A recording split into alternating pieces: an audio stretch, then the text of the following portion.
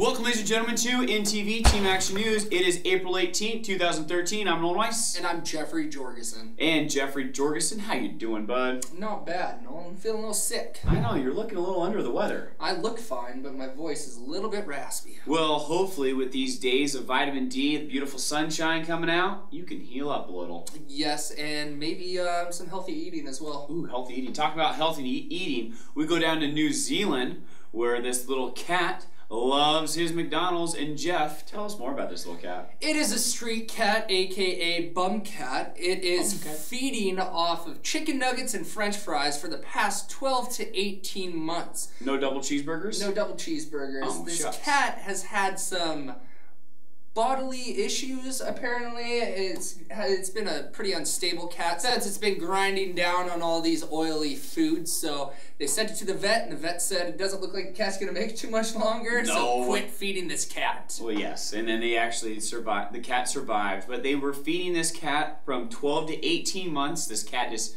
chilled in this New Zealand McDonald's parking lot, eating McChicken nuggets and French fries. And that poor cat, his eyes, they went shut because he was getting too big. He's and a fatty. Luckily, somebody saved this poor little cat, and look at him now.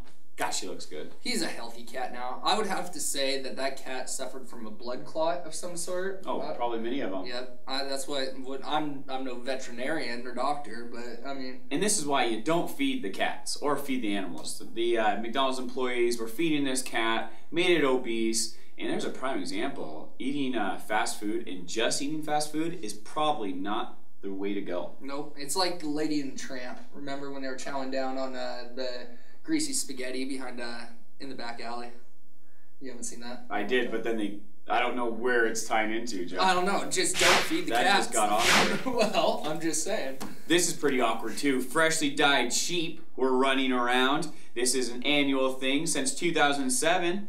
You can see this view from the highway in Scotland, unfortunately. It's at Bathgate, Scotland, and these sheep run around with non-toxic dye from their owner that he has been putting on since 2007, entertaining all the tourists. I believe it's very unhumane to do something like this. Look at these goofy things. When these sheep cross other sheep that are white sheep, they probably pick on the pink sheep. Yep. They're like, no, the pink sheep probably pick on the white sheep, saying, hey, we're better than you. We're pink. I don't know about We're beautiful. That. Yeah, I don't know. I don't think they like it too much. If I was a sheep, I wouldn't want to be pink. Maybe blue. Blue. The blue sheep. You look good in blue. I want to see a blue sheep because I've never seen a blue sheep before, and I just think it would be really nice to see blue sheep.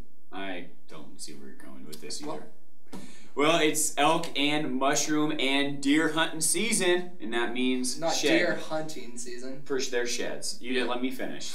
Shed hunting season. Shed hunting season. Hunting season? Hunting season. Shed hunting season. Well, it's a new thing. So you don't go out there and hunt, it's hunting. So you get out there and you hunt or you hut for elk sheds, deer sheds, and also mushrooms. You have your morels, your brulees, and those cauliflowers. Great mushrooms out there in the beautiful Northwest. I saw your mom found one the other day.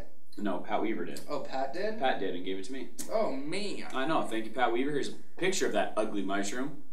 And hopefully you'll be finding some better looking mushrooms than that one. The uglier the mushrooms, the better they are, it seems as though.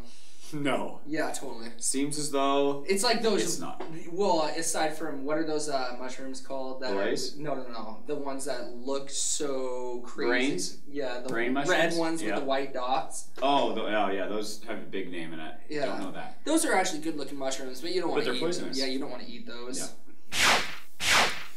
Inland Networks relaunched the INTV website. Check it out, ch40.tv. We are up and running once again and better than ever. And we have stories such like the mushrooms and the shed hunting and all the other great stories Jeff and I bring to you each Monday and Thursday. And I'm sure a lot of you out there, if not all of you, have heard about the tragic bombing that took place in Boston, Massachusetts this past Monday. During everybody knows the Boston Marathon, 2 bombs went off. And reports say that they actually found another bomb in the library that luckily didn't go off. They have new reports saying too that they were found in a backpack and then contained in a pressure cooker with nuts and screws and sharp objects, which is just terrible. And once again, like we said last week, stupid people doing stupid things.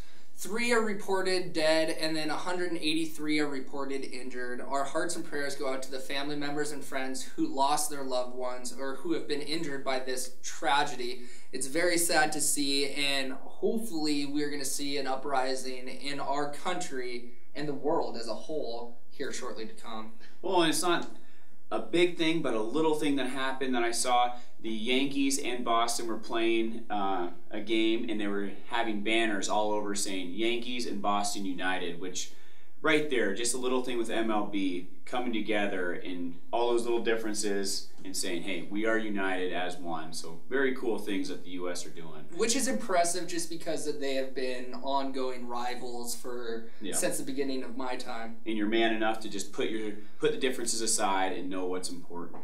And at this time, we'd like to take a moment of silence for the people that have been injured and for the people that lost their life at the Boston Marathon this last Monday.